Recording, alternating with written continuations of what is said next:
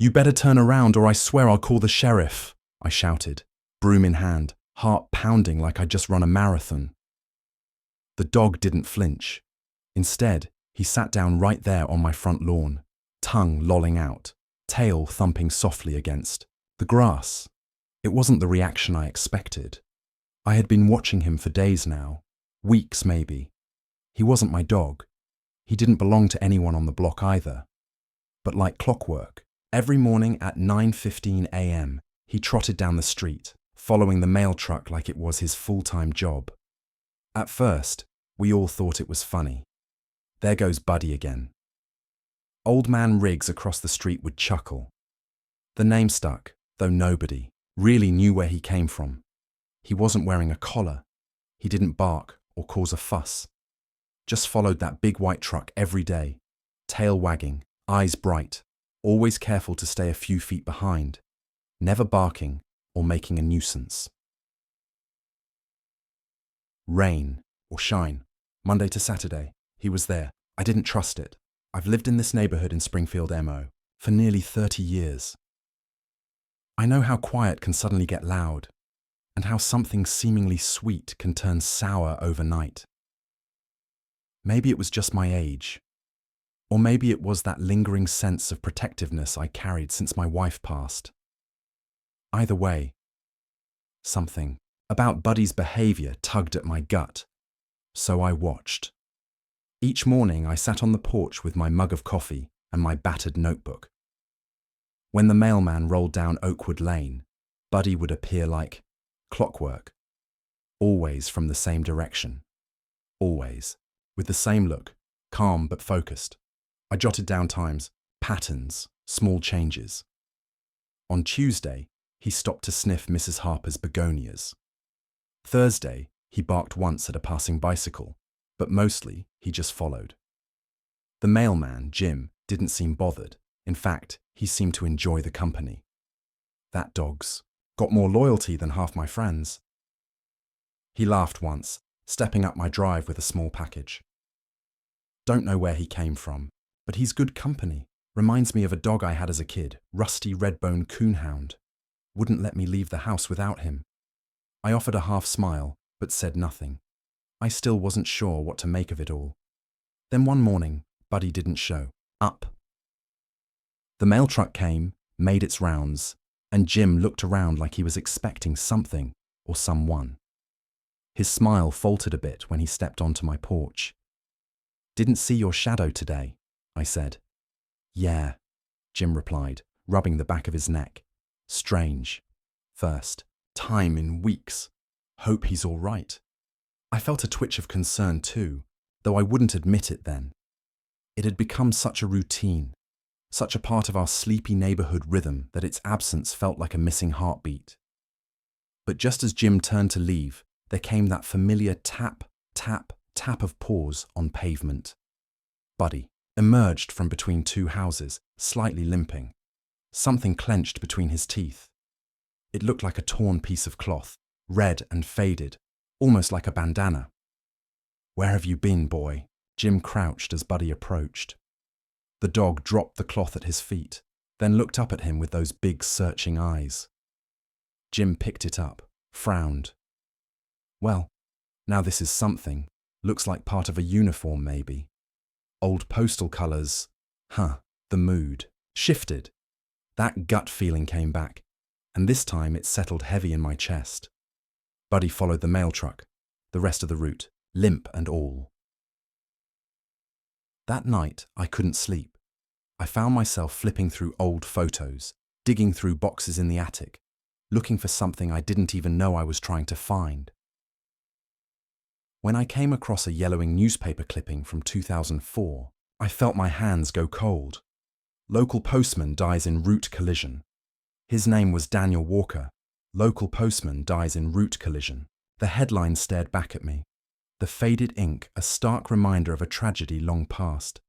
Daniel Walker. The name echoed in my mind, a ghost from Springfield's history. The clipping was brief, detailing a hit-and-run accident on a rainy Tuesday morning. Walker, a beloved figure in the community, was killed instantly. The driver was never found.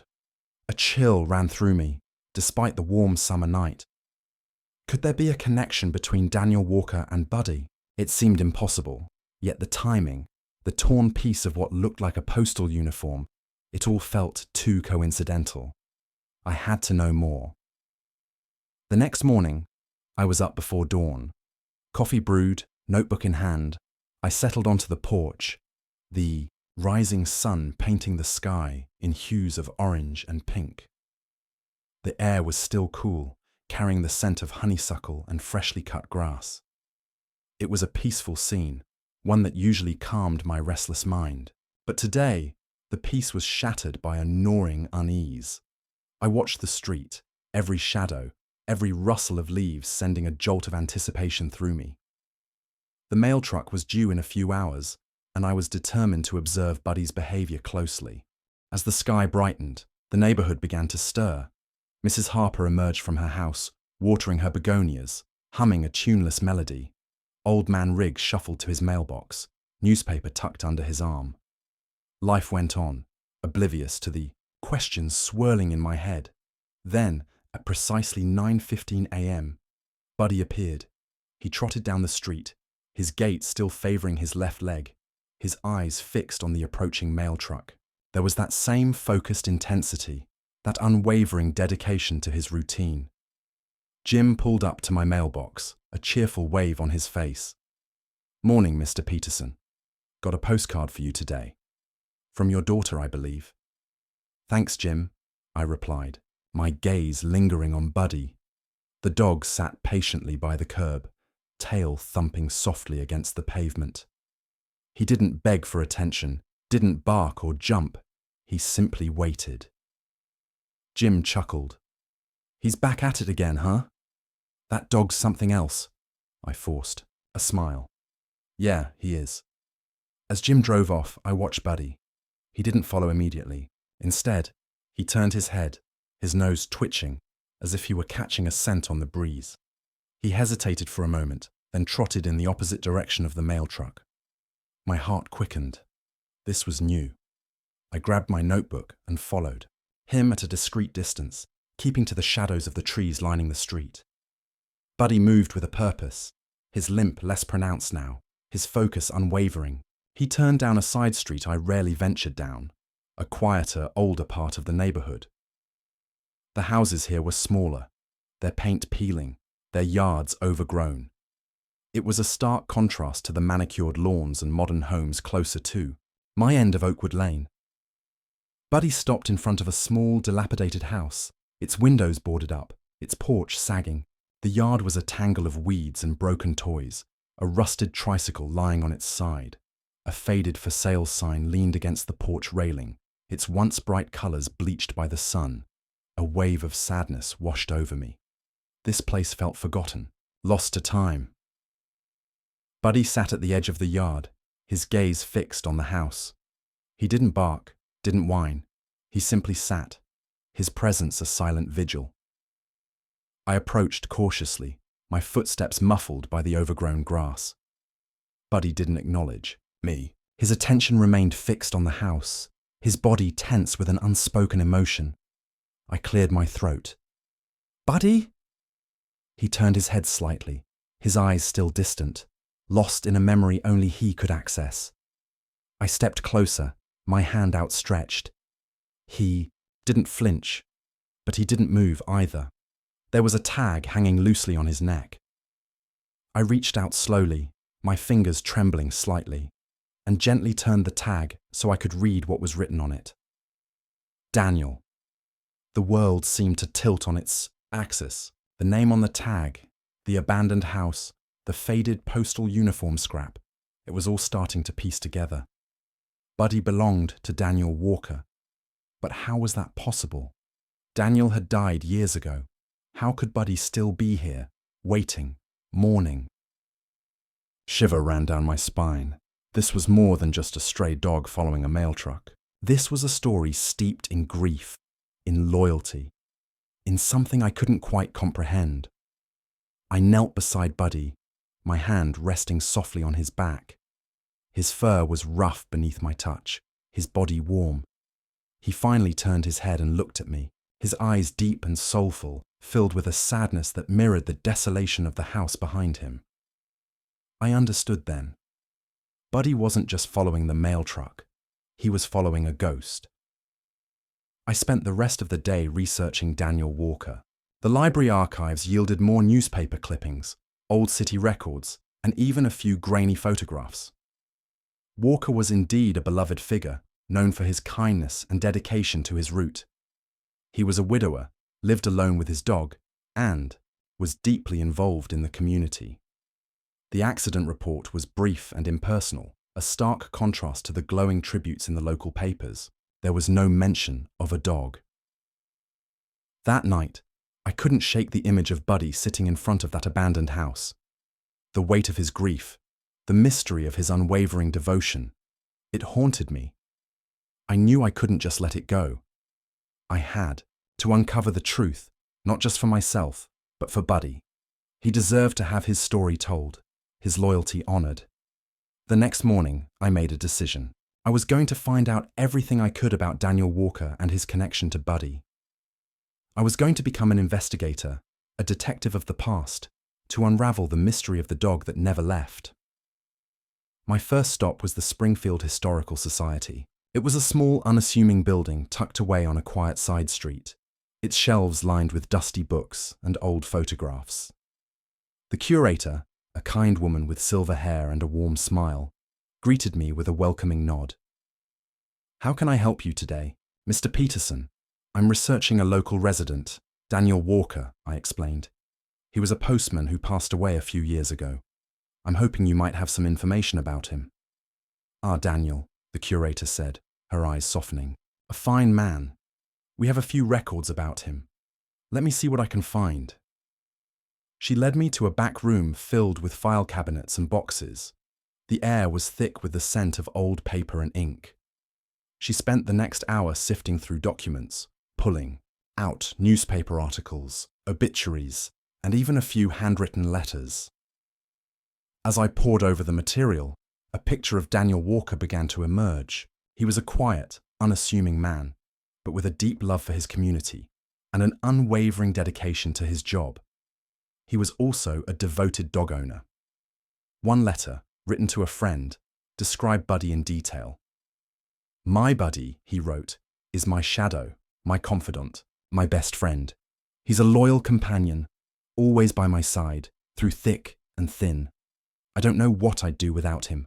The words resonated with me, echoing the image of Buddy sitting patiently in front of the abandoned house. Their bond was undeniable, a connection that transcended even death. The curator also showed me a photograph of Daniel and Buddy. Daniel was a tall, slender man, with kind eyes and a gentle smile. Buddy, a younger version of the dog I knew, sat proudly beside him, his tail wagging furiously. I felt a pang of sympathy for Buddy. He had lost his best friend, his entire world, and yet he continued to wait, his loyalty unwavering. As I left the Historical Society, my mind was racing. I had a name, a face, a glimpse into Daniel Walker's life, but I still didn't have answers. Why was Buddy still waiting at that abandoned house? What was the significance of the torn piece of postal uniform? And why was the house left to rot, a forgotten monument to a life lost? I knew I had to keep digging. I had to follow the trail, wherever it led, until I uncovered the truth. My next stop was Jim, the mailman. He had known Daniel Walker, had taken over his route after the accident. I hoped he could shed some light on the mystery. I found Jim at the post office, sorting mail. He greeted me with a friendly smile. "Mr. Peterson, what brings you here?" "I have some questions about Daniel Walker, Jim," I said. "I'm trying to learn more about him." Jim's smile faltered slightly. "Daniel, it's been a long time. What do you want to know?" I explained my observations of Buddy, the dog's unwavering routine, his presence at the abandoned house, the tag with Daniel's name. Jim listened intently, his expression growing somber. That's strange, Mr. Peterson. I knew Daniel was close to that dog, but I didn't realize." I didn't know he still went to the house. Why is the house abandoned? I asked. Jim sighed. It belonged to Daniel and his wife. She passed away a few years before him. He couldn't bear to live there after she was gone. Too many memories, I guess. He moved into a small apartment on the other side of town. And what about Buddy? He stayed at the house, Jim said. Daniel tried to take him, but Buddy wouldn't leave. He'd run back every time.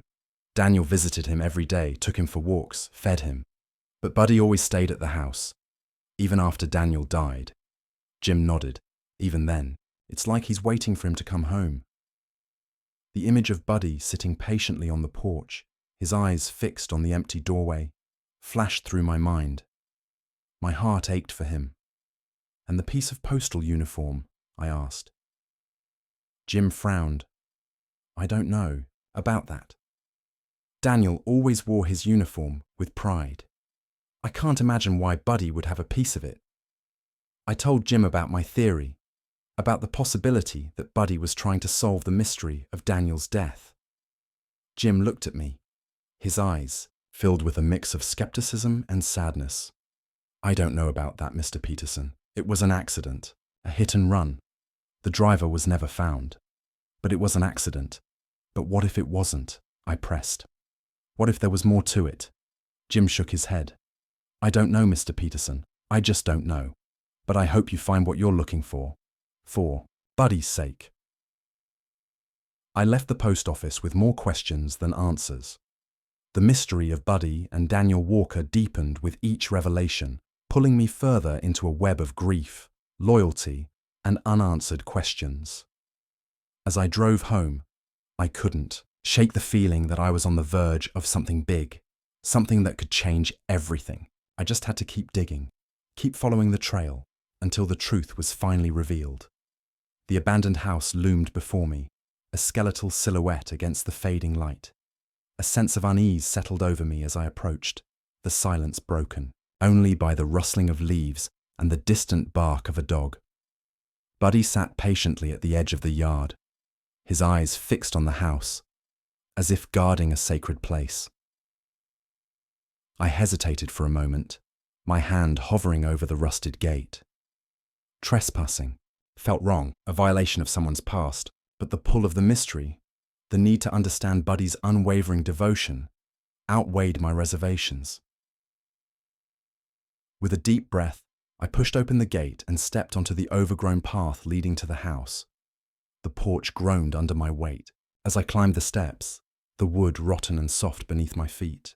The front door was locked, but the windows were dark and vacant, like empty eyes staring out at the world. A chill wind whispered through the cracks in the boarded-up windows, carrying with it the scent of dust and decay. It was a smell of forgotten memories, of lives lived and lost. I tried the back door. It was unlocked. A wave of musty air washed over me as I stepped inside. The house was dark and silent, the furniture draped in white sheets, like ghosts in mourning. Dust motes danced in the faint light filtering through the cracks in the walls, illuminating the layers of neglect that had settled over everything. It was as if time had stopped here, frozen in a moment of grief. I moved through the rooms slowly, carefully, my footsteps echoing in the silence. The living room was small and cluttered, filled with old books, framed photographs, and half-finished projects. A chessboard sat on a table, the pieces arranged mid-game, as if waiting for someone to return and make their move.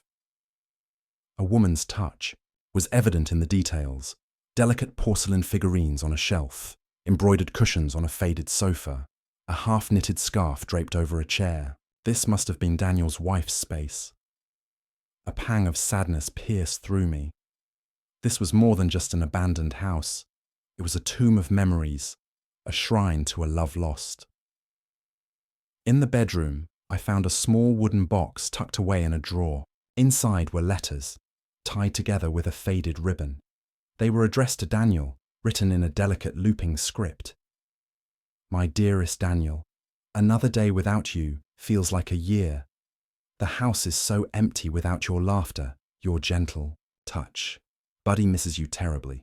He sits by the window every day watching for you. I pray you come home soon. With all my love. Sarah, tears welled up in my eyes as I read the words. The raw emotion, the desperate longing, it was palpable, even after all these years. I carefully placed the letters back in the box, my heart heavy with grief for Daniel and Sarah, for the love they shared, for the life that was so cruelly cut short. In the corner of the room, I noticed a small, overturned table. A framed photograph lay shattered on the floor, the glass shards, reflecting the dim light like fallen stars. I carefully picked up the photograph, my fingers trembling slightly. It was a picture of Daniel and Sarah, their arms wrapped around each other, their faces radiant with happiness. Buddy sat at their feet, his tail wagging furiously. They looked like a family, complete and content. I brushed the dust off the back of the frame. There was an inscription, written in the same delicate script as the letters. To Daniel, my love, my life, my everything. Forever and always.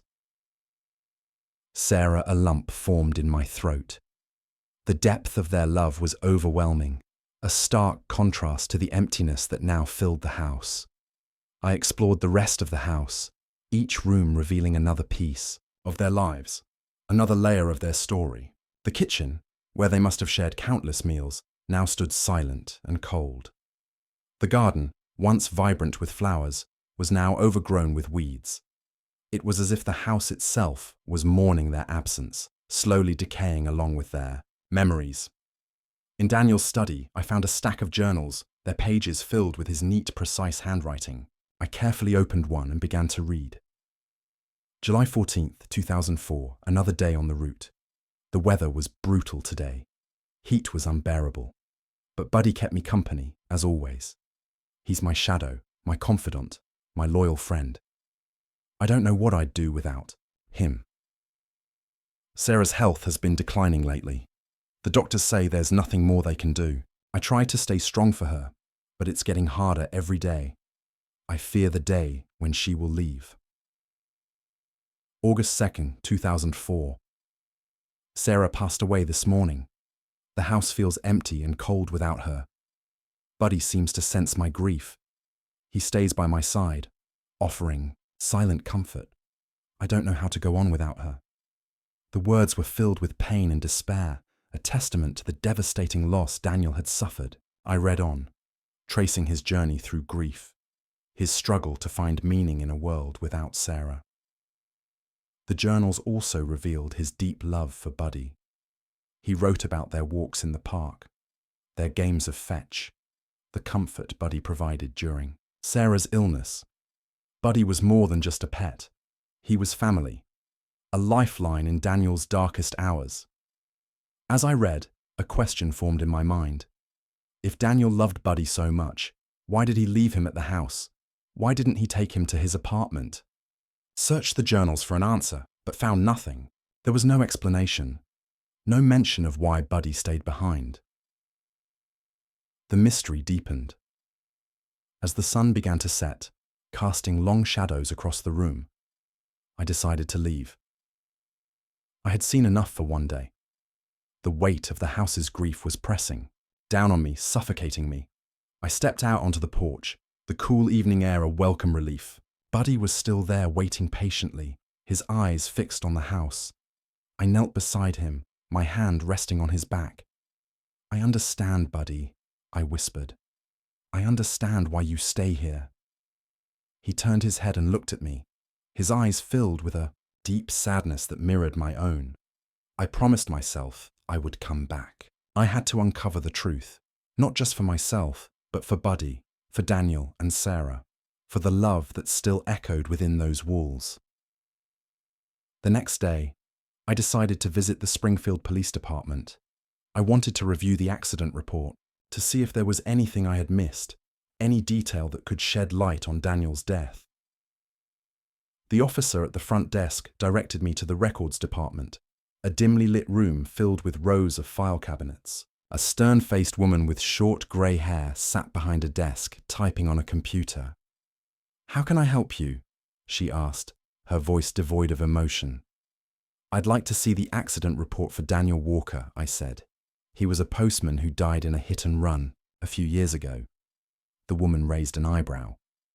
"That's an old case. Why are you interested in it?" I explained my connection to Buddy, my observations of his behavior, my suspicion that there might be more to the accident than met the eye. The woman listened patiently, her expression unchanging. "I'll see what I can find," she said finally, "but I can't promise anything. Old cases are often incomplete." She disappeared into the maze of file cabinets, leaving me to wait in the sterile, silent room. The air was thick with the scent of paper and ink, the only sound the rhythmic ticking of a clock on the wall. After what seemed like an eternity, the woman returned, a thin folder in her hand.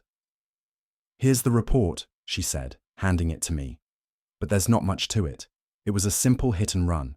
No witnesses, no leads. The case went cold." I opened the folder and began to read. The report was brief and impersonal, just as Jim had described. It contained basic information about the accident: the date, time, location, and a brief description of the incident.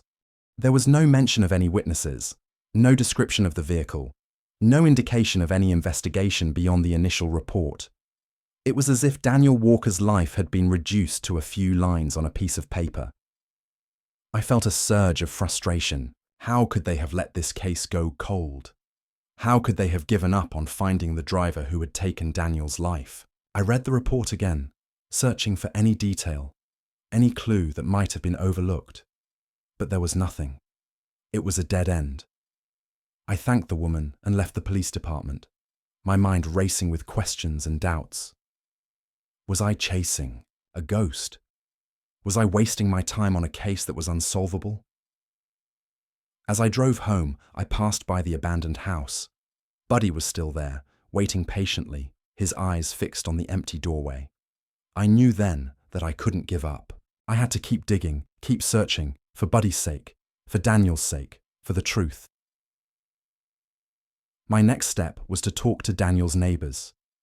Perhaps they had seen something, heard something, anything that could shed light on the accident. I spent the next few days knocking on doors, introducing myself, and asking if anyone had any memories of Daniel Walker or the day of the accident. Most people were kind and helpful, but their memories were hazy, clouded by time. One elderly woman, Mrs. Gable, remembered Daniel fondly. "He was a good man," she said, her voice trembling slightly. "Always had a smile on his face, a kind word for everyone. And that dog of his, Buddy, was always by his side." "Did you see anything the day of the accident?" I asked. She shook her head. "No, dear. I was inside all day. It was raining heavily that morning. I didn't see a thing." Another neighbor, a middle-aged man named Mr. Henderson, remembered hearing the sirens that morning. "I rushed outside," he said, "but it was too late. The ambulance was already there. Daniel was gone." "Did you see the car that hit him?" I asked. He shook his head. "No, it was gone by the time I got outside, but I remember seeing something, a flash of color. Red, I think. It was raining so hard I couldn't be sure. A flash of red. It was a small detail, but it was something. It was a clue." I thanked Mr. Henderson and continued my search, clinging to that small piece of information like a lifeline. Days turned into weeks, and I found myself immersed in the mystery of Daniel Walker and Buddy. I spent my days researching, interviewing, and exploring, driven by a need to uncover the truth. The abandoned house became my second home, a place where I felt connected to Daniel and Sarah, where I could sense their presence in the silence. Buddy was my constant companion, his unwavering loyalty a source of inspiration and comfort. I was no longer just an observer. I was a participant in their story, a guardian of their memories, and I was determined to bring their story to light, to give them the justice they deserved. The flash of red. That small detail offered by Mr. Henderson became my obsession. It was a thread in the tapestry of the unknown, a potential clue that could unravel the entire mystery. I spent hours poring over maps of Springfield, trying to identify any businesses or locations known for red vehicles. I checked local car dealerships, auto repair shops, even the fire department, but found nothing that seemed relevant. The colour red, however, kept leading me back to one thing: an old, somewhat notorious bar on the outskirts of town called the Crimson Q. It was known for its late hours, its rough clientele, and its owner, a man named Victor Vic Scalia, a figure whispered about in hushed tones. I hesitated to pursue this lead. The Crimson Q was outside my comfort zone, a place where I didn't belong.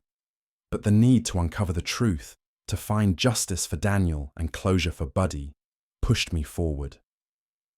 One evening, as the sky bled into shades of purple and orange, I drove to the Crimson Q.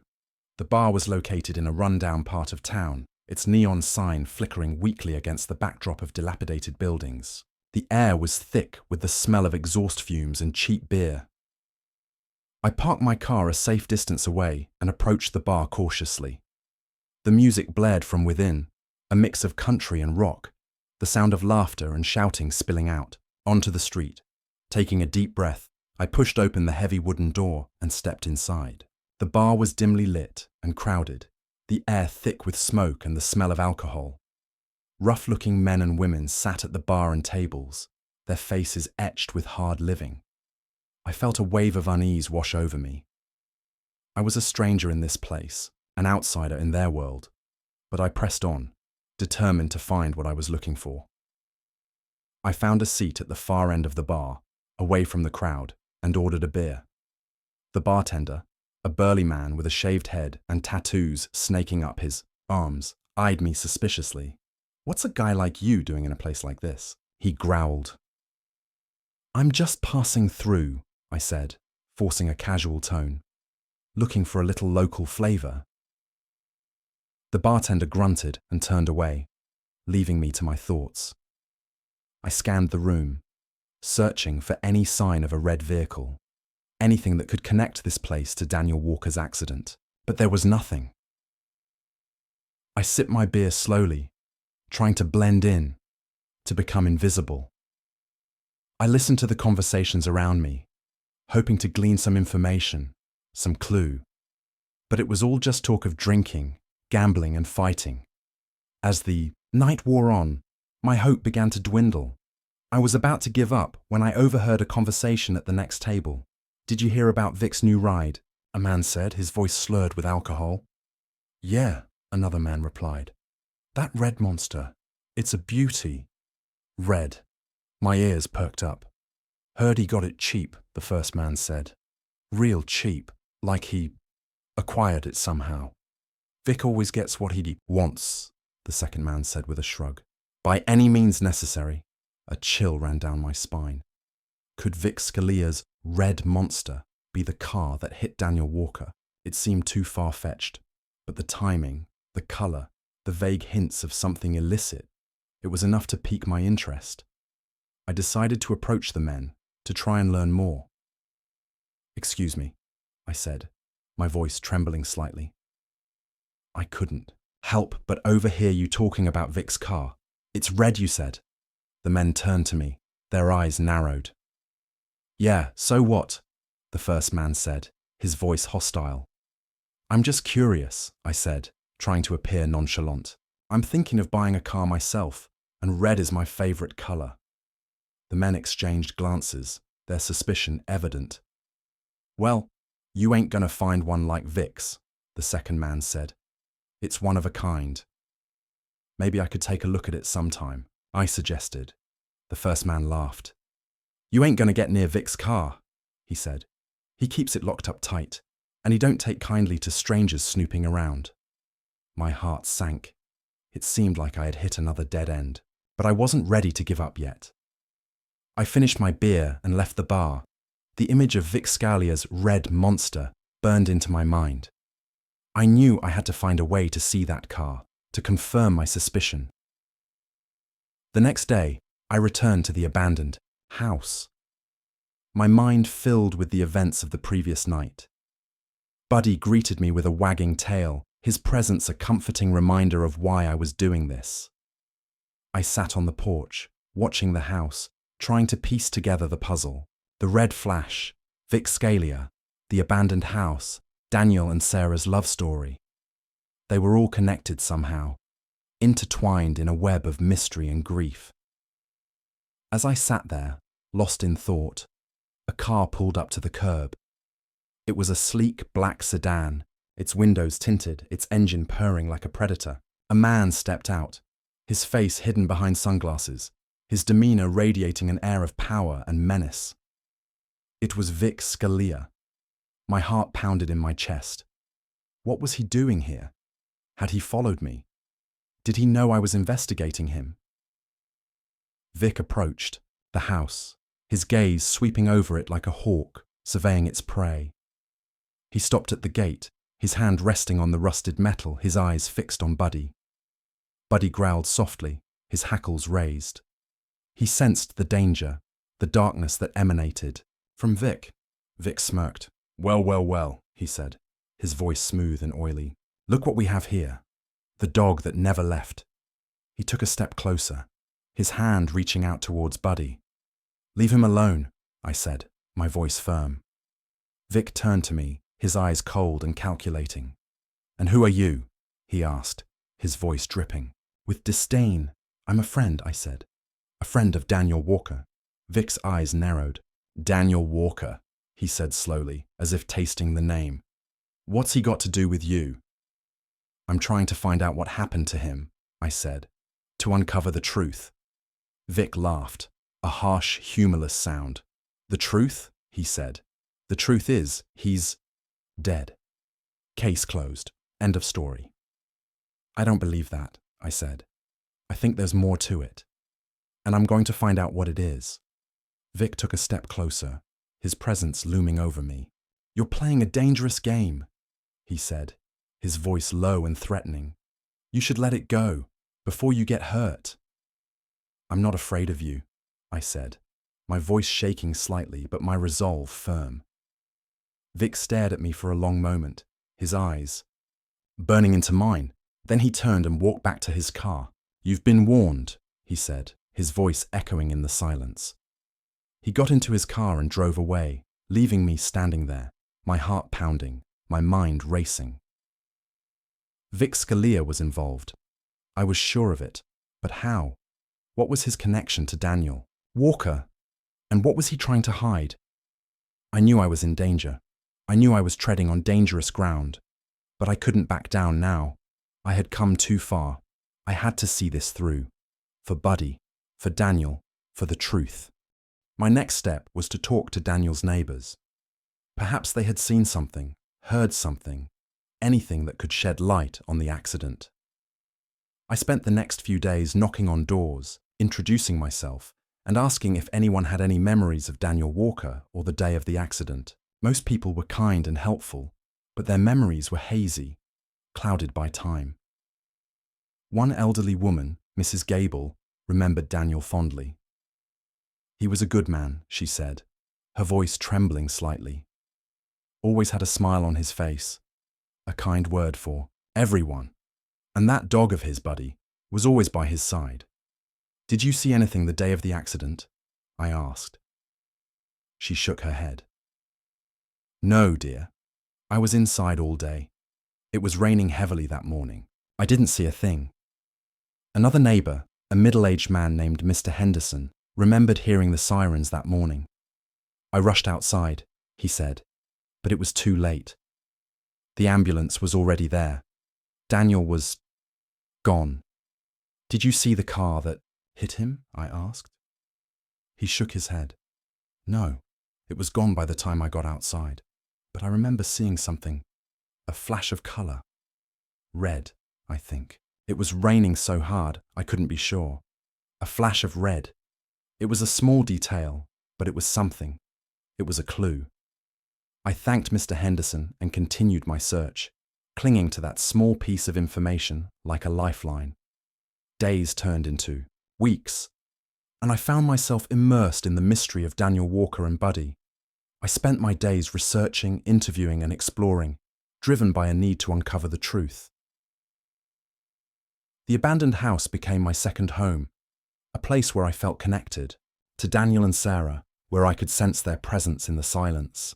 Buddy was my constant companion, his unwavering loyalty a source of inspiration and comfort. I was no longer just an observer. I was a participant in their story, a guardian of their memories. And I was determined to bring their story to light, to give them the justice they deserved. The flash of red. That small detail offered by Mr. Henderson became my obsession. It was a thread in the tapestry of the unknown, a potential clue that could unravel the entire mystery. I spent hours poring over maps of Springfield, trying to identify any businesses or locations known for red vehicles. I checked local car dealerships, auto repair shops, even the fire department, but found nothing that seemed relevant. The color red, however, kept leading me back to one thing, an old, somewhat notorious bar on the outskirts of town called the Crimson Q. It was known for its late hours, its rough clientele, and its owner, a man named Victor Vic Scalia, a figure whispered about in hushed tones. I hesitated to pursue this lead. The Crimson Q was outside my comfort zone, a place where I didn't belong. But the need to uncover the truth, to find justice for Daniel and closure for Buddy, pushed me forward. One evening, as the sky bled into shades of purple and orange, I drove to the Crimson Q. The bar was located in a rundown part of town, its neon sign flickering weakly against the backdrop of dilapidated buildings. The air was thick with the smell of exhaust fumes and cheap beer. I parked my car a safe distance away and approached the bar cautiously. The music blared from within, a mix of country and rock, the sound of laughter and shouting spilling out onto the street. Taking a deep breath, I pushed open the heavy wooden door and stepped inside. The bar was dimly lit and crowded, the air thick with smoke and the smell of alcohol. Rough-looking men and women sat at the bar and tables, their faces etched with hard living. I felt a wave of unease wash over me. I was a stranger in this place, an outsider in their world. But I pressed on, determined to find what I was looking for. I found a seat at the far end of the bar, away from the crowd, and ordered a beer. The bartender, a burly man with a shaved head and tattoos snaking up his arms, eyed me suspiciously. "What's a guy like you doing in a place like this?" he growled. "I'm just passing through," I said, forcing a casual tone, looking for a little local flavor. The bartender grunted and turned away, leaving me to my thoughts. I scanned the room, searching for any sign of a red vehicle, anything that could connect this place to Daniel Walker's accident, but there was nothing. I sipped my beer slowly, trying to blend in, to become invisible. I listened to the conversations around me, hoping to glean some information, some clue. But it was all just talk of drinking, gambling, and fighting. As the night wore on, my hope began to dwindle. I was about to give up when I overheard a conversation at the next table. "Did you hear about Vic's new ride?" a man said, his voice slurred with alcohol. "Yeah," another man replied. "That red monster. It's a beauty." Red. My ears perked up. "Heard he got it cheap," the first man said. "Real cheap. Like he acquired it somehow." "Vic always gets what he wants," the second man said with a shrug. By any means necessary, a chill ran down my spine. Could Vic Scalia's red monster be the car that hit Daniel Walker? It seemed too far-fetched, but the timing, the color, the vague hints of something illicit, it was enough to pique my interest. I decided to approach the men, to try and learn more. "Excuse me," I said, my voice trembling slightly. "I couldn't help but overhear you talking about Vic's car." "It's red, you said?" The men turned to me, their eyes narrowed. "Yeah, so what?" the first man said, his voice hostile. "I'm just curious," I said, trying to appear nonchalant. "I'm thinking of buying a car myself, and red is my favorite color." The men exchanged glances, their suspicion evident. "Well, you ain't gonna find one like Vic's," the second man said. "It's one of a kind." Maybe I could take a look at it sometime, I suggested. The first man laughed. You ain't gonna get near Vic's car, he said. He keeps it locked up tight, and he don't take kindly to strangers snooping around. My heart sank. It seemed like I'd hit another dead end, but I wasn't ready to give up yet. I finished my beer and left the bar.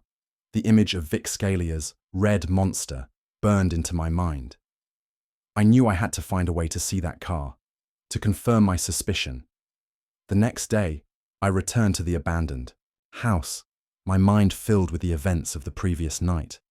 Buddy greeted me with a wagging tail, his presence a comforting reminder of why I was doing this. I sat on the porch, watching the house, trying to piece together the puzzle. The red flash, Vic Scalia, the abandoned house, Daniel and Sarah's love story. They were all connected somehow, intertwined in a web of mystery and grief. As I sat there, lost in thought, a car pulled up to the curb. It was a sleek, black sedan, its windows tinted, its engine purring like a predator. A man stepped out, his face hidden behind sunglasses, his demeanor radiating an air of power and menace. It was Vic Scalia. My heart pounded in my chest. What was he doing here? Had he followed me? Did he know I was investigating him? Vic approached the house, his gaze sweeping over it like a hawk surveying its prey. He stopped at the gate, his hand resting on the rusted metal, his eyes fixed on Buddy. Buddy growled softly, his hackles raised. He sensed the danger, the darkness that emanated from Vic. Vic smirked. Well, well, well, he said, his voice smooth and oily. Look what we have here. The dog that never left. He took a step closer, his hand reaching out towards Buddy. Leave him alone, I said, my voice firm. Vic turned to me, his eyes cold and calculating. And who are you? He asked, his voice dripping with disdain. I'm a friend, I said. A friend of Daniel Walker. Vic's eyes narrowed. Daniel Walker, he said slowly, as if tasting the name. What's he got to do with you? I'm trying to find out what happened to him, I said. To uncover the truth. Vic laughed, a harsh, humorless sound. The truth? He said. The truth is, he's dead. Case closed. End of story. I don't believe that, I said. I think there's more to it, and I'm going to find out what it is. Vic took a step closer, his presence looming over me. You're playing a dangerous game, he said, his voice low and threatening. You should let it go, before you get hurt. I'm not afraid of you, I said, my voice shaking slightly but my resolve firm. Vic stared at me for a long moment, his eyes burning into mine. Then he turned and walked back to his car. You've been warned, he said, his voice echoing in the silence. He got into his car and drove away, leaving me standing there, my heart pounding, my mind racing. Vic Scalia was involved. I was sure of it. But how? What was his connection to Daniel? Walker. And what was he trying to hide? I knew I was in danger. I knew I was treading on dangerous ground, but I couldn't back down now. I had come too far. I had to see this through. For Buddy, for Daniel, for the truth. I decided to enlist help. I needed someone on my side, someone who could help me navigate the criminal underworld, someone who wasn't afraid of Vic Scalia. I thought of Sarah, Daniel's wife. She was gone, but maybe someone who knew her could help. I went back to the Historical Society and spoke to the curator. I asked her if she knew any of Sarah's relatives or close friends. The curator thought for a moment. There was a woman, she said, a close friend of Sarah's. Her name was Evelyn Reed. They were very close, but I haven't heard from her in years. Do you have any contact information for her? I asked. The curator searched through her files and found an old address for Evelyn. It was in a neighboring town, about an hour's drive away. I thanked the curator and set off immediately. I had a feeling that Evelyn Reed held the key to unlocking the mystery, that she could provide the missing piece of the puzzle. The drive was long and filled with anticipation. I rehearsed what I would say, how I would explain my connection to Daniel and Buddy, my investigation into the accident. Finally, I arrived at Evelyn's address. It was a small, quaint house with a well-tended garden. A woman with kind eyes and silver hair answered the door. "Evelyn Reed?" I asked. "Yes, that's me," she said, her voice warm and welcoming. I introduced myself and explained my connection to Daniel and Buddy. I told her about my investigation, my suspicions about Vic Scalia, and my need for her help. Evelyn listened patiently, her expression growing increasingly somber. "Daniel," she said softly, her voice filled with grief. "It's been so long. I miss him dearly, and Sarah. They were the dearest people. I could see the pain in her eyes, the lingering sorrow for her lost friends. I want to find out what happened." "To Daniel," I said, "I think there's something suspicious about his death, and I need your help to uncover the truth." Evelyn hesitated for a moment, her gaze searching my face. Then she nodded slowly. "I'll help you," she said. "For Daniel and Sarah. They deserve justice." A wave of relief washed over me. I had found an ally, someone who shared my determination to uncover the truth. Evelyn invited me inside, and we spent the rest of the day talking about Daniel and Sarah, about their lives, their love, and their tragic end. Evelyn shared stories and memories that brought them to life, painting a vivid picture of their kindness, their generosity, and their unwavering love for each other. She also confirmed my suspicion that Daniel's death was not as simple as a hit and run. "Daniel was a careful man," she said. "He was always aware of his surroundings. He wouldn't have been caught off guard like that. Something doesn't add up." Evelyn also knew about Vic Scalia. "He's a dangerous man," she said, her voice filled with caution. "He's involved in all sorts of shady dealings. You need to be careful." I told her about the red flash, about my visit to the Crimson Q, and about my encounter with Vic. Evelyn's eyes widened. "Red," she said. "Daniel mentioned something about a red car. He said he saw it parked near his route a few times. He thought it was suspicious. A red car." It was another piece of the puzzle, another link between Vic Scalia and Daniel.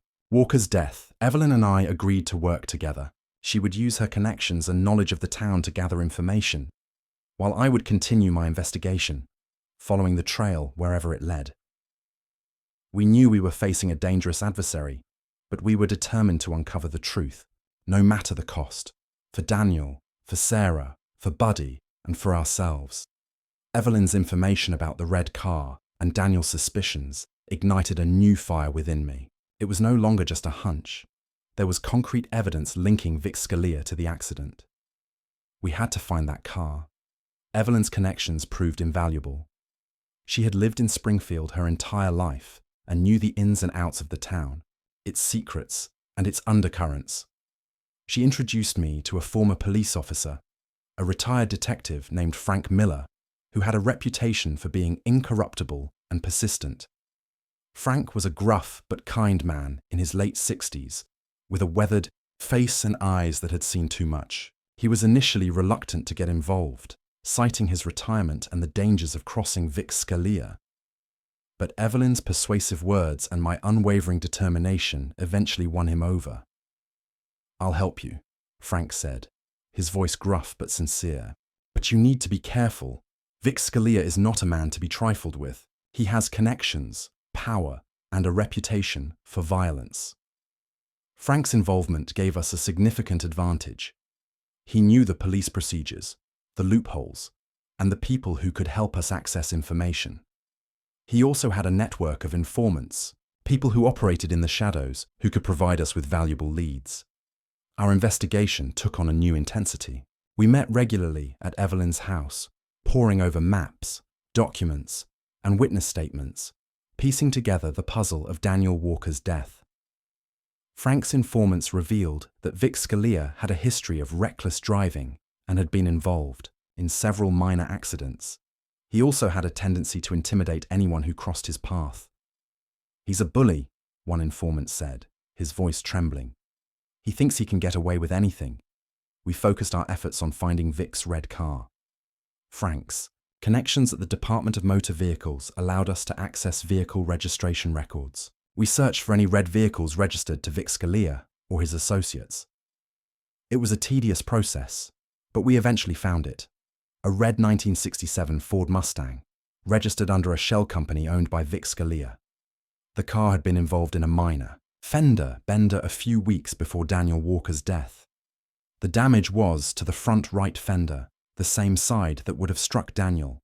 The evidence was mounting against Vic Scalia, but we needed more. We needed proof, something that would hold up in court. Frank suggested we talk to the mechanic who had repaired the Mustang. He was a small-time operator, known for keeping his mouth shut, but Frank had a way of getting people to talk. We found the mechanic, a nervous, wiry man named Benny, in his cluttered garage. He was initially reluctant to cooperate, fearing Vic Scalia's wrath. But Frank's persuasive words and a few well-placed bills convinced him to tell us what he knew. Benny confirmed that he had repaired the Mustang. He remembered the damage to the front right fender and a broken headlight. He also recalled that the car had traces of red paint from another vehicle. It looked like it had hit something hard, Benny said, his voice shaking. I didn't ask too many questions. I just fixed it and got paid. The red paint. It was a crucial piece of evidence. It could link Vic Scalia's Mustang to the scene of the accident. We needed to get a sample of the paint from the Mustang. But how? Vic kept the car locked up tight, and he was always surrounded by his goons. Evelyn had an idea. She knew someone who worked at the garage where Vic stored his car, a young woman named Chloe who was struggling to make ends meet. Chloe was hesitant at first, but Evelyn's compassion and our promise of protection convinced her to help us. She agreed to sneak into the garage and take a sample of the paint from the Mustang. It was a risky operation. Chloe could be caught and the consequences would be severe. But we had no other choice. One night, under the cover of darkness, Chloe slipped into the garage. She was nervous but determined. She found the Mustang, its red paint gleaming under the dim lights. With trembling hands, she carefully scraped off a small sample of the paint and placed it in a sealed container. She managed to escape undetected, delivering the sample to us the next day. It was a small amount, but it was enough. Frank arranged for the paint sample to be analyzed by a forensic expert he trusted. The results came back positive. The paint on the Mustang matched the red paint found at the scene of Daniel Walker's accident. We had him. We had the evidence we needed to prove Vic Scalia's guilt. But we knew that bringing him to justice wouldn't be easy. Vic Scalia was a powerful and dangerous man. He wouldn't go down without a fight. We decided to take our evidence to the police, but we didn't trust the local authorities. They were either corrupt or too afraid to take on Vic Scalia. Frank had a contact at the state police, a detective named Sarah Chen, known for her integrity and tenacity. We decided to approach her. Detective Chen was initially skeptical. She had heard the rumors about Vic Scalia, but there was never enough evidence to bring him down. But when we presented her with our findings, the paint sample, the mechanics, testimony, the vehicle registration records, she was convinced. This is enough, she said, her voice firm. We can make a case. Detective Chen launched a full-scale investigation into Vic Scalia. She obtained a warrant to search his property and seize the Mustang. She interviewed his associates, his employees, and anyone who might have information about his involvement in Daniel Walker's death. Vic Scalia was furious. He knew we were closing in on him. He tried to intimidate us, to threaten us. But we stood our ground. We were no longer afraid. We had the truth on our side. The investigation uncovered a web of corruption and deceit. It revealed that Vic Scalia had been involved in illegal activities for years, using his bar as a front for his operations. He had bribed police officers, intimidated witnesses, and silenced anyone who dared to oppose him. But his reign of terror was coming to an end. One night, as Vic Scalia was leaving his bar, he was surrounded by police cars. Detective Chen stepped out, her face grim. "Victor Scalia," she said, her voice ringing out in the night. "You're under arrest for the murder of Daniel Walker." Vic Scalia's face contorted with rage. He tried to resist, but he was quickly overpowered and handcuffed. As he was being led away, he glared at us, his eyes burning with hatred. "This isn't over," he snarled. "I'll get you for this." But we knew it was over. The truth had prevailed. Justice had been served. The news of Vic Scalia's arrest spread like wildfire through Springfield. People celebrated in the streets, relieved that the reign of terror was finally over. Daniel Walker's name was cleared. His death was no longer a mystery. The truth had been uncovered. Buddy, who had been by my side throughout the entire investigation, seemed to sense the change. He was calmer, more at peace. He still visited the abandoned house every day, but there was a sense of closure in his eyes. Evelyn, Frank, and I had become an unlikely team, bound together by our shared determination to seek justice. We had faced danger, overcome obstacles, and emerged victorious. But our work was not yet done.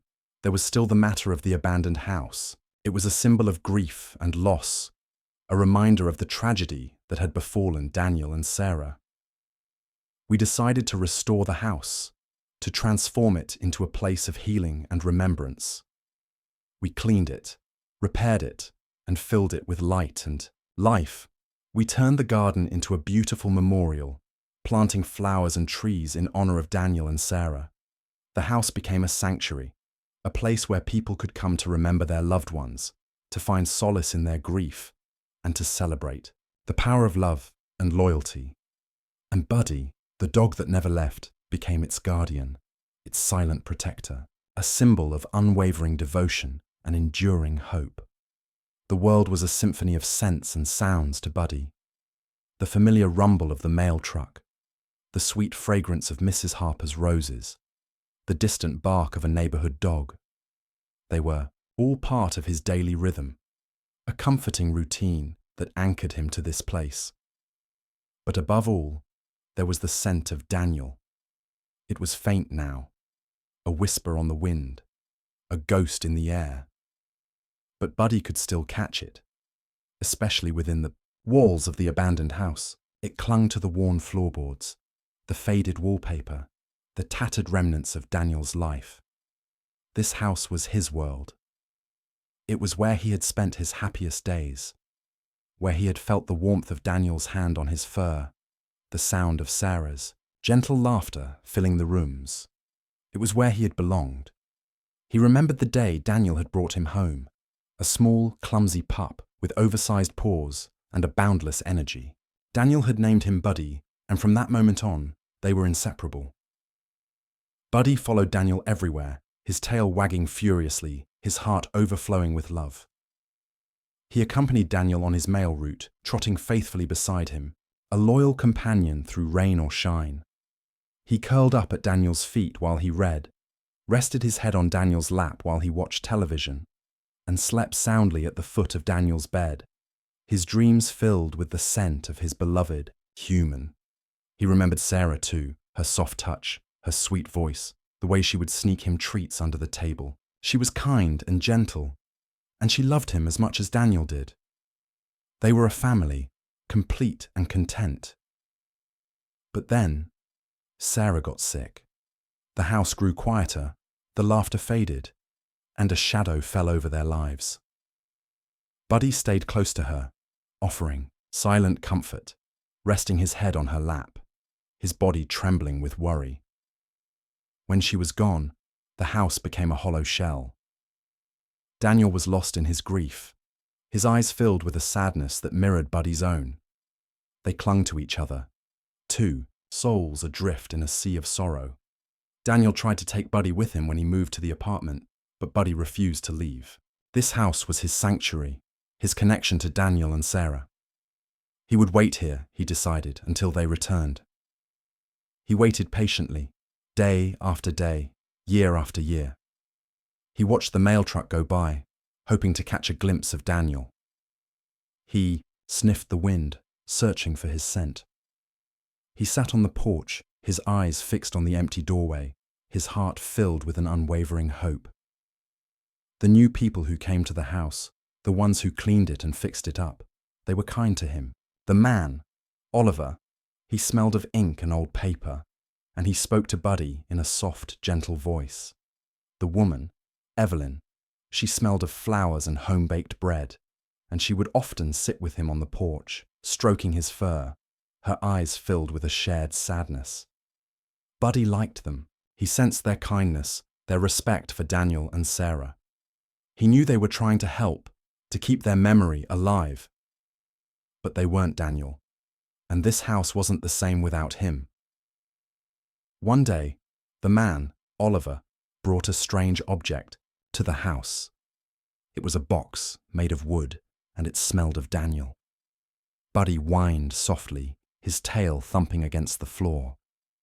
Oliver opened the box and carefully removed its contents. They were objects that belonged to Daniel: a worn hat, a pair of gloves, a small wooden carving of a dog. Buddy's heart ached with a longing so intense it was almost painful. He pressed his nose against the objects, inhaling the faint scent of Daniel.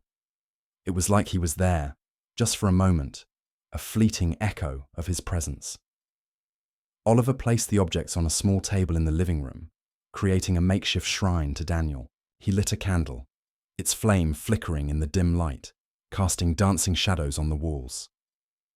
Buddy sat beside the table, his gaze fixed on the objects, his heart filled with a mixture of sadness and comfort. It was a reminder of what he had lost, but also a symbol of the enduring love that still bound them together. As the days turned into weeks, Buddy's routine remained unchanged. He woke up early, ate his breakfast, and waited patiently for the mail truck. He followed it on its route, his limp barely noticeable now, his focus unwavering. He still visited the abandoned house every day, but there was a subtle shift in his demeanor. He was calmer, more at peace. The pain of loss was still there, but it was tempered by a sense of acceptance, of understanding. He knew that Daniel and Sarah were gone. He knew they weren't coming back, but he also knew that their love would live on, in his heart, in the memories he cherished, and in the spirit of the house. And as long as he kept their memory alive, they would never truly be gone. They would always be with him, in the scent of the flowers, the rustling of the leaves, the gentle whisper of the wind. Buddy was the guardian of their legacy, the keeper of their love, and he would continue his silent vigil until the day he joined them in the great beyond. The restored house stood as a beacon of hope, its windows glowing warmly in the evening light. The garden, once overgrown and neglected, now bloomed with vibrant flowers, a testament to the healing power of time and care. But for Oliver, the house held a different kind of significance. It was a mirror. He saw his own reflection in its transformation, in its journey from darkness to light. Like the house, Oliver had been shrouded in shadows, haunted by the ghosts of his past. His wife, Emily, had died 5 years ago. A sudden illness, a cruel twist of fate that had ripped her away from him without warning. The house they had shared, filled with laughter and love, became a tomb of memories, a constant reminder of his loss. He retreated into himself, isolating himself from friends and family, finding solace only in his books and his solitude. He became a shadow of his former self, a man defined by his grief. Then Buddy came into his life. The dog's unwavering loyalty, his silent devotion to Daniel, had stirred something within Oliver. It was a spark of empathy, a flicker of connection to another being who understood the pain of loss. As he delved deeper into Daniel's story, Oliver found himself confronting his own grief. He saw parallels between Daniel's love for Sarah and his own love for Emily. He recognized the same ache of emptiness, the same desperate longing for what was lost. The abandoned house became a sanctuary for Oliver, a place where he could confront his past and begin to heal. The act of restoring it, of bringing life back into its walls, was a way of honoring Daniel and Sarah, but also a way of honoring Emily. He spent hours in the garden, tending to the flowers, feeling a sense of peace he hadn't felt in years. He would talk to Buddy, sharing his memories of Emily, his regrets, his hopes for the future. Buddy would listen patiently, his head resting on Oliver's lap, his eyes filled with a quiet understanding. He didn't offer words of comfort, but his presence was enough. One evening, as Oliver sat on the porch, watching the sunset paint the sky in hues of orange and pink, Evelyn joined him. "You've done so much for this place, Oliver," she said, her voice soft. "It's beautiful." "It's not just me," Oliver replied. "It's everyone who cared, everyone who remembered." "And you, Oliver," Evelyn insisted. "You brought it back to life. You brought hope back into this neighborhood." Oliver shrugged, uncomfortable, with the praise. "I just wanted to help," he said, "to honor Daniel and Sarah." "You did more than that," Evelyn said. "You helped yourself." Oliver looked at her, surprised. "What do you mean?" "You were lost, Oliver," Evelyn said gently. "You were trapped in your grief, but this house, this story, it pulled you out of it. You found a purpose again." Oliver was silent for a moment, considering her words. He realized she was right. He had been lost, adrift in a sea of sorrow. But the investigation, the restoration, the connection with Buddy, they had given him a reason to live again. "I guess I did," he admitted, a small smile playing on his lips. "I guess I found my way back. And you helped Buddy find his way too," Evelyn said. "He was waiting for Daniel, clinging to the past. But you showed him that it's okay to move on, to find joy in the present." Oliver looked at Buddy, who was curled up at his feet, his tail thumping softly against the floor. He saw the peace in the dog's eyes, the acceptance of his loss. "We helped each other," Oliver said. "We were both lost, and we found our way together."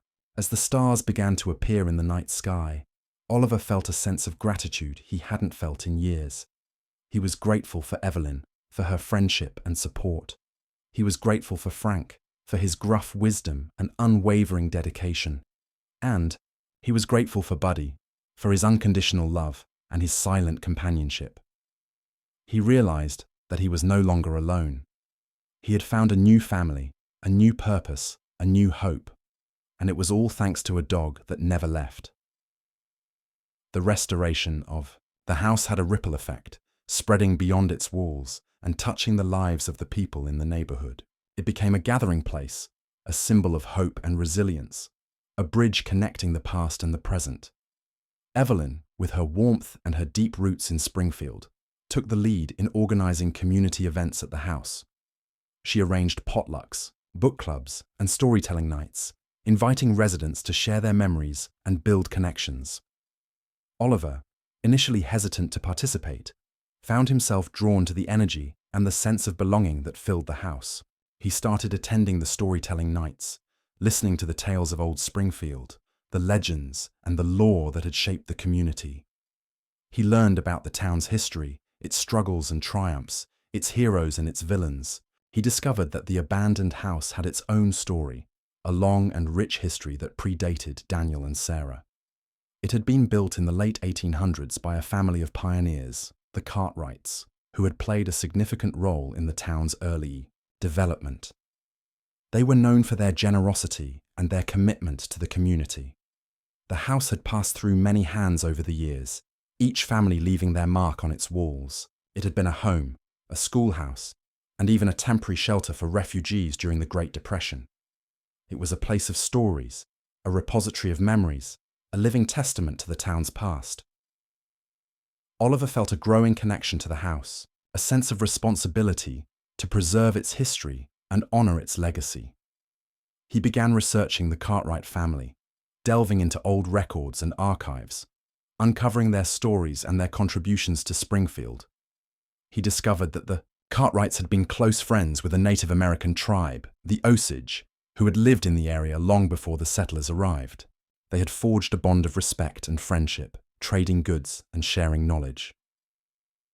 One evening, during a storytelling night, An elderly member of the Osage tribe, a woman named Grandmother Willow, came to the house. She had heard about the restoration and wanted to see the place that held so much history. Grandmother Willow shared stories of her ancestors, their connection to the land, and their interactions with the Cartwright family. She spoke of a sacred agreement, a promise of peace and cooperation that had been made between the two groups. Her words resonated deeply with Oliver. He felt a sense of awe and wonder, a deeper understanding of the house's significance. It was more than just a building. It was a symbol of unity, a bridge between cultures and generations. Inspired by Grandmother Willow's stories, Oliver decided to organize a special event at the house, a celebration of the town's history and its diverse heritage. He invited members of the Osage tribe, descendants of the Cartwright family, and residents from all walks of life to come together and share their stories. The event was a resounding success. People of all ages and backgrounds gathered at the house, sharing food, music, and laughter. Grandmother Willow led a traditional Osage dance, her movements graceful and powerful. Descendants of the Cartwright family shared stories of their ancestors, their voices filled with pride and gratitude. Oliver watched from the porch, his heart filled with a sense of joy and fulfillment. He had played a part in bringing these people together, in fostering a sense of community and belonging. As the evening drew to a close, Grandmother Willow approached Oliver, her eyes filled with wisdom and kindness. "You have honored this place, Oliver," she said, her voice soft but strong. "You have awakened its spirit." "I just wanted to share its story," Oliver replied, humbled by her words. "The story is not just in the past," Grandmother Willow said. "It is in the present, in the people who gather here, in the love and respect they share." She placed a hand on his arm, her touch warm and comforting. "You are a part of this story now, Oliver," she said. "You belong here." Her words touched Oliver deeply. He realized that he had finally found a place where he belonged, a community that had welcomed him with open arms. The abandoned house, once a symbol of loss and grief, had become a symbol of hope and connection. And Oliver, the solitary man who had sought refuge in its silence, had found his voice, his purpose, and his place in the heart of Springfield. The success of the community events at the restored house brought a renewed sense of life to Springfield. People who had been isolated and disconnected found themselves drawn together, united by a shared sense of purpose and belonging. The house became a beacon of hope, a symbol of the town's resilience and its ability to overcome adversity. Oliver, once a solitary figure, found himself at the center of this vibrant community. He organized historical tours of the house, sharing its stories and its significance with visitors from near and far. He started a writing workshop, encouraging residents to express themselves through poetry and prose. He even took up gardening, cultivating the flowers and vegetables that Sarah had once tended with such love. Buddy, of course, was always by his side, a silent observer of the gatherings, a furry ambassador of goodwill. He seemed to thrive on the attention and the affection, his tail wagging tirelessly, his eyes filled with a gentle warmth. But the house's newfound popularity also attracted unwanted attention.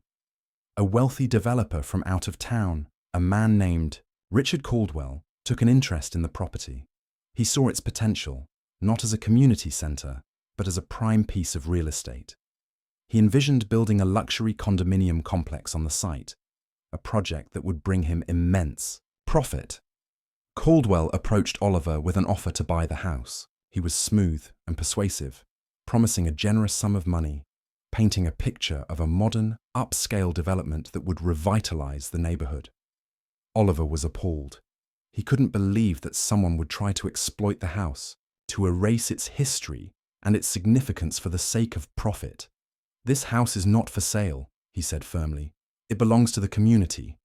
It's a place of memory, a symbol of hope." Caldwell scoffed.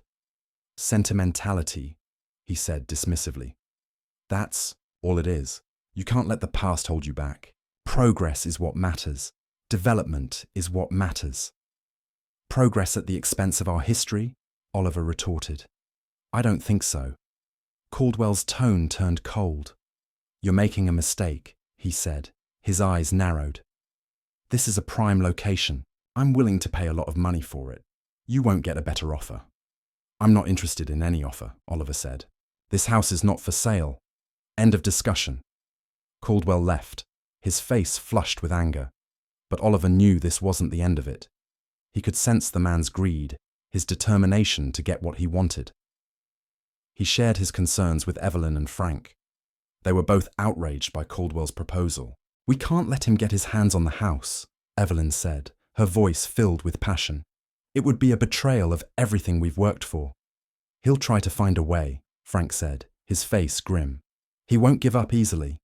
They decided to rally the community to make it clear to Caldwell that the house was not for sale and that they would fight to protect it. Oliver organized a town hall meeting at the house, inviting residents to voice their opinions and share their concerns.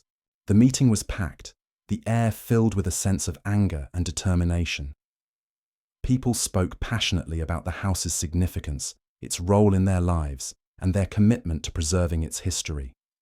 They shared stories of Daniel and Sarah, of the Cartwright family, of the Osage tribe, and of all the people who had found solace and connection within its walls.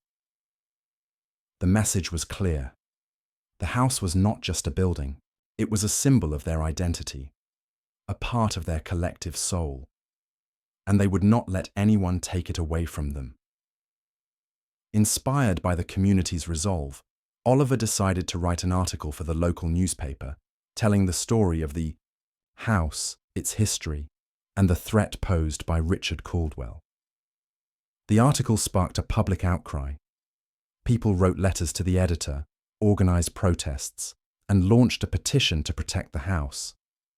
The town council was forced to take notice, and they announced a public hearing to discuss the issue.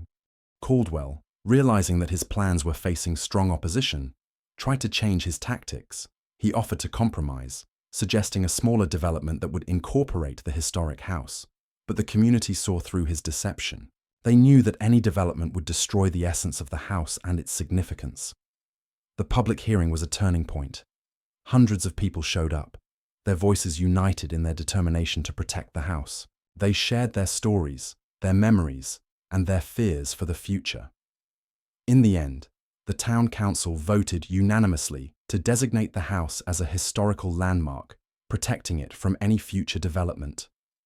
Caldwell was defeated. His plans were thwarted. The community had won. Oliver stood on the porch, watching the crowd celebrate, his heart filled with a sense of pride and gratitude. He had played a role in this victory, in helping the community find its voice and protect its heritage. But he knew that the fight was not over. There would always be those who sought to exploit the past for their own gain. The challenge was to remain vigilant, to continue to tell the stories, to keep the spirit of the house alive for generations to come. The victory over Richard Caldwell solidified the house's place as a cornerstone of the Springfield community. Oliver, once a recluse, found himself at the center of a vibrant social circle. He enjoyed the company, the shared stories, and the sense of purpose that came with preserving the town's history. But beneath the surface of his newfound happiness, a nagging unease persisted. He couldn't shake the feeling that he was living in the past, clinging to memories, and neglecting the present. The house, while a symbol of hope, was also a constant reminder of loss. Daniel and Sarah, the Cartwrights, the Osage tribe, their stories filled the walls. Their presence lingered in the air. Was he honoring them, or was he simply hiding from his own life? One day, a young woman named Clara arrived in Springfield. She was a historian, researching the town's early settlement, particularly the interactions between the pioneers and the Native American tribes. She was drawn to the restored house, intrigued by its history and its connection to the Osage. Clara was intelligent, passionate, and fiercely independent. She had a modern perspective, questioning traditional narratives and challenging romanticized versions of the past. She saw the house not as a sacred shrine, but as a complex site of cultural exchange, conflict, and compromise. Oliver was initially taken aback by Clara's approach. He had grown accustomed to viewing the house through a sentimental lens, focusing on the positive aspects of its history, the love, the loyalty, and the community spirit. Clara's focus on the darker aspects, the injustices, and the power imbalances made him uncomfortable. "You romanticize the past," Clara said to Oliver one evening as they discussed the house's history. "You see only the good, the noble, the heroic. But history is more complicated than that." "I'm trying to honor the people who lived here," Oliver replied, defensive, "to keep their memory alive." "And what about the people whose stories have been silenced?" Clara challenged. "The people who were marginalized, oppressed, or forgotten. Don't they deserve to be remembered too?" Oliver was silent. He had never considered that his efforts to preserve the past might be incomplete, that he might be perpetuating a biased narrative. Clara's words forced him to confront his own limitations, his own tendency to idealize the past. He realized that he had been selectively remembering, choosing to focus on the stories that made him feel good, while ignoring the ones that made him feel uncomfortable. He began to re-examine the house's history, looking for the voices that had been silenced, the perspectives that had been overlooked. He delved deeper into the records, seeking out accounts of conflict and injustice. He spoke with members of the Osage tribe, listening to their stories of displacement, loss, and resilience.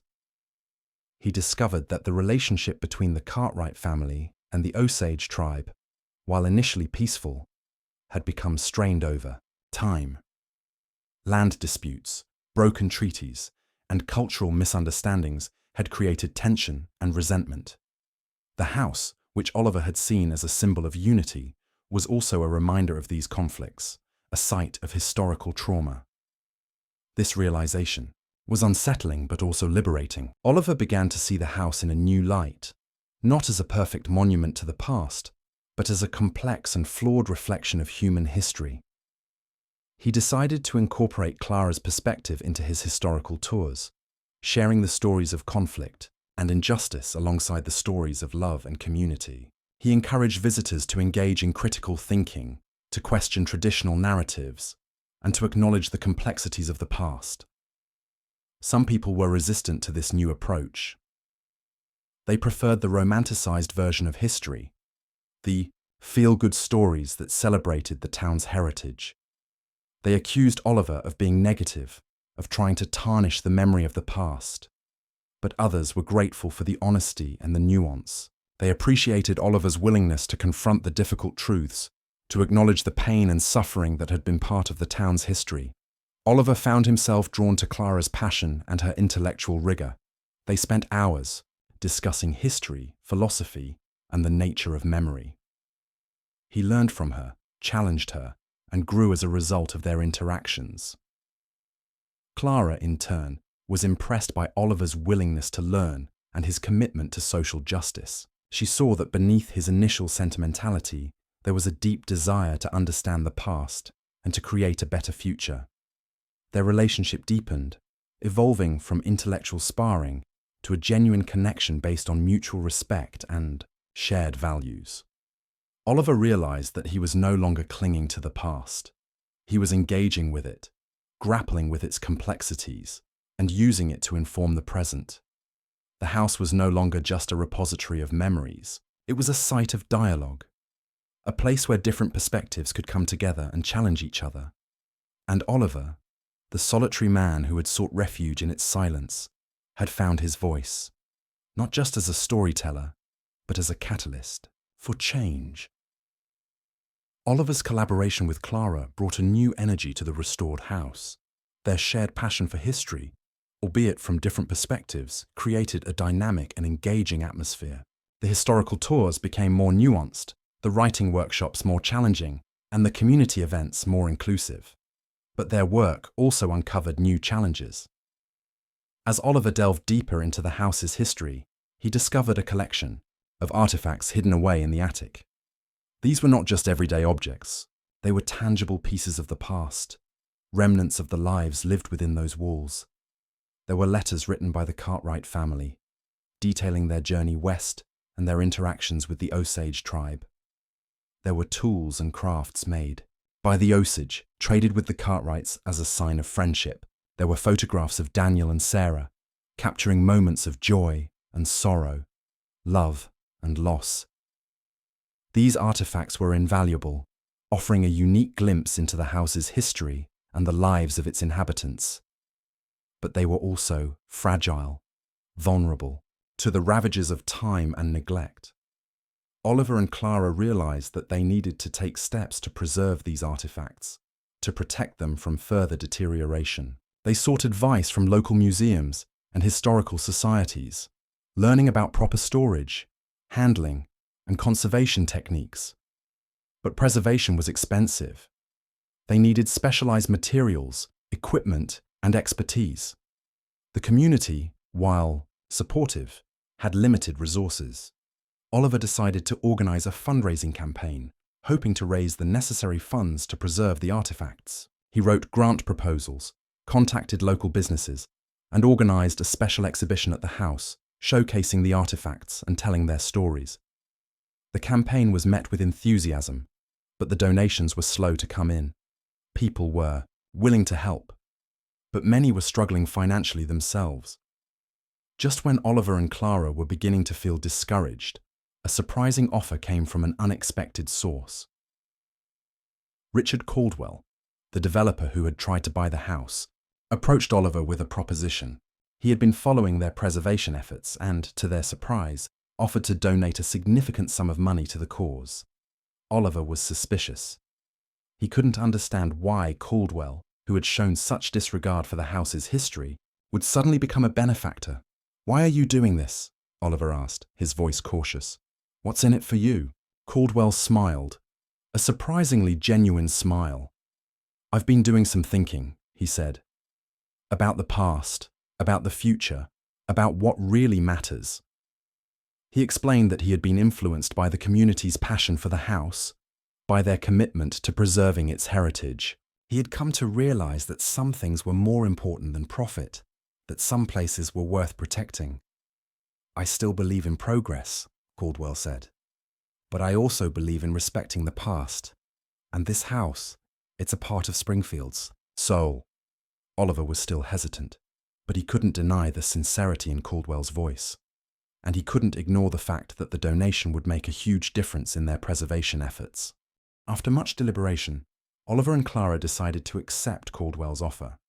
They established a trust fund to ensure that the money would be used solely for the preservation of the artifacts. They also involved the community in the decision-making process, ensuring transparency and accountability. Caldwell's donation allowed them to hire a professional conservator who assessed the artifacts and developed a comprehensive preservation plan. They acquired archival quality storage materials, climate-controlled display cases, and specialized tools for handling and cleaning the objects. The artifacts were carefully cleaned, repaired, and catalogued. They were then displayed in a specially designed exhibit space within the house, allowing visitors to connect with the past in a tangible way. The exhibit became a powerful educational tool, teaching people about the house's history, the lives of its inhabitants, and the importance of preserving cultural heritage. Oliver and Clara continued their work, their partnership strengthened by this shared success. They learned to appreciate each other's perspectives, finding a balance between historical accuracy and emotional connection. And the house, once a symbol of loss and grief, became a beacon of hope and understanding, a place where the past and the present could coexist, where different voices could be heard, and where the community could come together to celebrate its shared heritage. The success of the artifact preservation project strengthened the bond between Oliver and Clara. Their shared passion for history and their mutual respect deepened into something more. They spent hours together at the house, working on exhibits, leading tours, and simply enjoying each other's company. One day, while cataloguing Daniel Walker's belongings, Clara stumbled upon a box of unsent letters. They were addressed to various people, some familiar, others unknown. The letters were filled with Daniel's thoughts, his feelings, and his reflections on life, love, and loss. Oliver and Clara were intrigued. These letters offered a new glimpse into Daniel's inner world, a side of him that they hadn't seen before. They decided to read them, hoping to gain a deeper understanding of the man who had been so deeply connected to the house and to Buddy. As they read, they discovered a recurring theme in Daniel's letters, a sense of regret. He expressed remorse for past mistakes, for missed opportunities, and for words left unsaid. He seemed to be carrying a burden of unresolved issues, a weight of unspoken emotions. One letter, in particular, caught their attention. It was addressed to an unknown woman named Eleanor. The letter was filled with longing and apology, hinting at a past relationship that had ended badly. "My dearest Eleanor," Daniel wrote, "I know it's been many years, but I still think of you often. I regret the way things ended between us. I was young and foolish, and I let my pride get in the way of my happiness. If I could go back, I would do things differently. I hope you can find it in your heart to forgive me." Oliver and Clara were moved by the letter's sincerity and its vulnerability. They wondered who Eleanor was and what had happened between her and Daniel. They felt a desire to find her, to connect her with Daniel's story, and perhaps to bring some closure to his long-held regret. They began to investigate, searching for clues about Eleanor's identity. They combed through old city records, yearbooks, and phone directories, hoping to find a connection. They spoke with people who had known Daniel, asking if they remembered anyone named Eleanor. Their search led them to a small town a few hours away from Springfield. There, they found an elderly woman named Eleanor who matched the description. In Daniel's letter, she was surprised and moved to hear about Daniel's letter and the house. Eleanor revealed that she and Daniel had been childhood sweethearts, deeply in love, but torn apart by a misunderstanding. They had both carried the pain of that separation for years. Oliver and Clara arranged for Eleanor to visit the restored house. The meeting was emotional and profound. Eleanor walked through the rooms, her eyes filled with tears, remembering the happy times she had shared with Daniel. She read his letters, her voice trembling with emotion, finally hearing the words he had never spoken in person. The visit brought a sense of peace and healing to Eleanor and also to Oliver and Clara. They realized that the house was not just a repository of the past, but also a catalyst for reconciliation and forgiveness. As Eleanor prepared to leave, she gave Oliver and Clara a small wooden box. "Daniel gave this to me long ago," she said. "He wanted me to have it, but I couldn't accept it then. Now I want you to keep it here, in the house." Inside the box was a collection of poems written by Daniel. They were filled with his thoughts on love, loss, and the passage of time. The poems were beautiful and poignant, offering a deeper understanding of Daniel's soul. Oliver and Clara were touched by Eleanor's gesture. They placed the box of poems in the exhibit, alongside Daniel's other belongings, sharing his words with visitors to the house. The discovery of the unsent letters and the meeting with Eleanor added another layer of depth to the house's story. It reminded everyone that the past is not just a collection of facts and dates, but a tapestry of human emotions, of love and loss, of regret and forgiveness. And Oliver and Clara, in their role as guardians of the house, had become not just historians, but also healers, helping to mend broken connections and bring closure to long-held wounds. The restored house had become a place of healing and connection, not just for the community, but also for Oliver and Clara. Their relationship deepened, rooted in shared passion and mutual respect. They found solace and joy in each other's company. Their lives intertwined with the history and the spirit of the house. However, their work also brought them face to face with the lingering consequences of the past. One day, Grandmother Willow returned to the house, accompanied by a group of elders from the Osage tribe. They came to discuss the historical claims of the tribe to the land on which the house was built. Oliver and Clara were surprised. They knew about the historical connection between the Cartwright family and the Osage, but they had not considered the possibility of land claims. Grandmother Willow explained that the Osage tribe had been forcibly removed from their ancestral lands in the 19th century, their treaties broken, their culture suppressed. They had never forgotten their connection to this land, and they believed that they had a right to be recognized and compensated for their loss.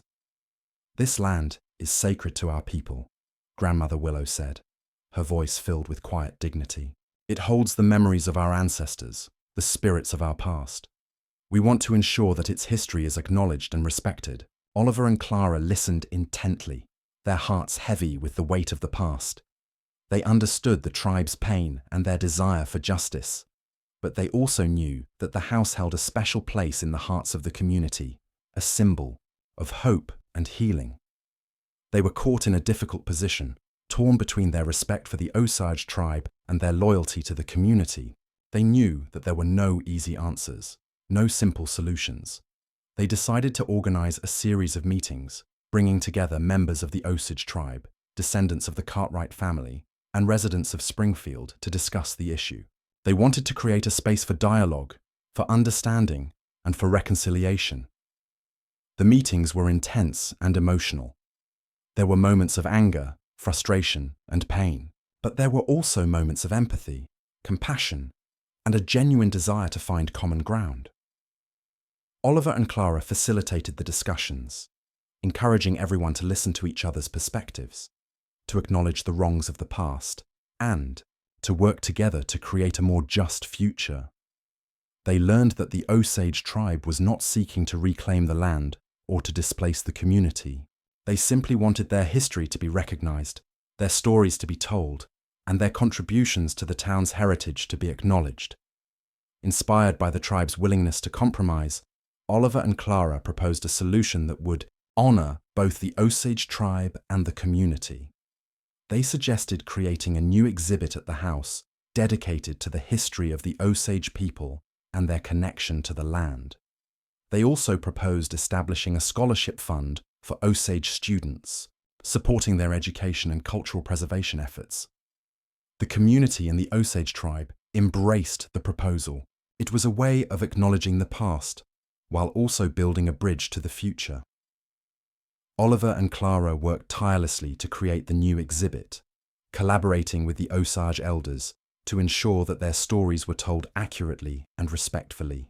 They incorporated traditional art, artifacts, and oral histories, creating a powerful and moving tribute to the tribe's heritage. The exhibit became a source of pride for both the Osage tribe and the community. It was a symbol of reconciliation, a testament to the power of dialogue and understanding. Oliver and Clara's efforts to address the Osage tribe's claims strengthened their bond and deepened their commitment to the house. They realized that their role was not just to preserve the past, but also to use it as a tool for healing and social justice. And the house, once a symbol of loss and grief, became a beacon of hope and understanding, a place where different cultures could come together, where the past could be acknowledged, and where a more just future could be envisioned. The restored house had become a symbol of community, history, and healing.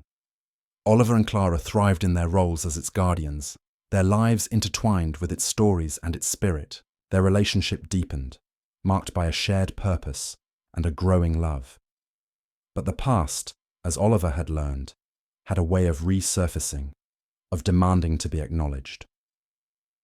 One day, Oliver received a letter from his estranged brother, Mark.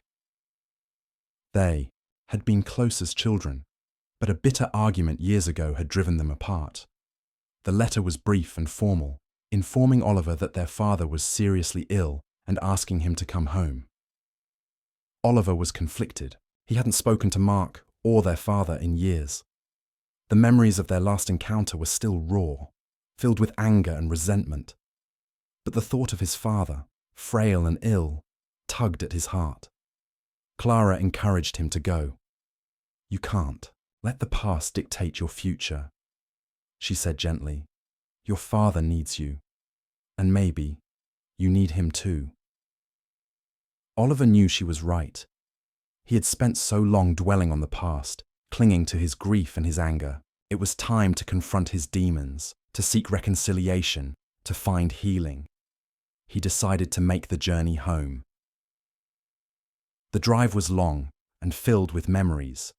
Oliver thought about his childhood, the good times and the bad, the love and the pain. He wondered what he would say to his father, to Mark. He feared that the old wounds would be too deep to heal. When he arrived at his childhood home, he found his father weak and frail, but his eyes still held a spark of recognition. Mark was there too, his face etched with worry and regret. The reunion was awkward at first, filled with hesitant words and unspoken emotions. But as the days passed, the walls began to crumble. Oliver and Mark started to talk, to share their feelings, to acknowledge their mistakes. They discovered that they had both been carrying the same pain, the same longing for reconciliation. They had both been waiting for the other to make the first move. Their father, witnessing their reconciliation, seemed to find a measure of peace. He spoke of his love for them, his regret for the arguments, and his hope for their future. Oliver spent weeks at home, reconnecting with his family, rediscovering the bonds of love and loyalty. He realized that the past did not have to define him, that he could choose to forgive, to heal, and to move forward. When it was time to return to Springfield, Oliver felt a sense of closure he hadn't expected. He had made peace with his past, reconciled with his family, and found a renewed sense of purpose. He shared his experiences with Clara, his voice filled with emotion. He told her about his father, his brother, and the healing power of forgiveness. Clara listened patiently, her eyes filled with understanding and love. She was proud of him for facing his past, for choosing reconciliation over resentment. Oliver's journey home had a profound impact on his work at the house. He began to incorporate his personal experiences into his tours and workshops, sharing his story of estrangement and reconciliation. He encouraged visitors to reflect on their own relationships, to seek forgiveness, and to embrace the healing power of connection. He emphasized that the past, while important, should not hold them captive, that they had the power to shape their own future. His honesty and vulnerability resonated with people. The house became a place not just of historical preservation, but also of personal transformation. Oliver realized that his own journey of healing had deepened his understanding of the house's purpose. It was not just a place to remember the past, but also a place to heal from its wounds, to find connection, and to create a better future. And he, the man who had once sought refuge in its silence, had found his voice, not just as a historian, but as a guide, a mentor, and a symbol of hope. Years passed, and the restored house continued to thrive as a center of community, history, and healing. Oliver and Clara remained its dedicated guardians, their love for each other and for the house deepening with each passing year. The house became a place where people of all ages and backgrounds could come together to learn, to connect, and to find solace. The exhibits told the stories of the past, honoring the lives of those who had come before, while the workshops and events fostered creativity and connection in the present. Buddy, though aging, remained a constant presence, his gentle spirit and unwavering loyalty touching the hearts of everyone who visited. He became a symbol of the enduring power of love and the importance of remembering our shared history. One day, Oliver received a letter from a young girl named Lily. She wrote about how much the house had meant to her, how the stories of Daniel and Sarah, the Cartwrights, and the Osage tribe had inspired her to learn more about her own family history. Lily's letter reminded Oliver of the profound impact the house had had on the community, on individuals, and on himself. He realized that their work had not just preserved the past, it had also shaped the future. He and Clara decided to create a new program at the house, focused on intergenerational storytelling. They invited elders to share their memories with young people, creating a bridge between generations, fostering understanding and respect. The program was a resounding success. Stories of hardship and resilience, of love and loss, of triumph and tragedy filled the house, weaving a tapestry of human experience. Oliver and Clara also established a scholarship fund to support young people pursuing careers in history, preservation, or cultural studies. They wanted to ensure that the stories of the past would continue to be told and that the lessons of history would continue to guide the future.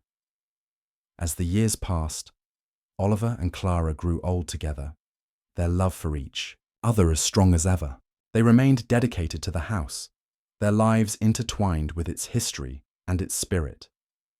One evening, as the sun set, casting a golden glow over the garden, Oliver and Clara sat on the porch, holding hands, watching the fireflies dance in the twilight. "We did it, didn't we?" Oliver said softly, his voice filled with contentment. "We made a difference." "We did it together," Clara replied, her eyes sparkling with love. "And the house helped us. It gave us a purpose, a home, a family." Buddy rested his head on Oliver's lap, his tail thumping softly against the floor.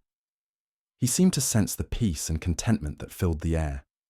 As the night deepened, the house stood as a beacon of light, its windows glowing warmly, a symbol of hope and resilience, a testament to the enduring power of love and the importance of remembering our shared history.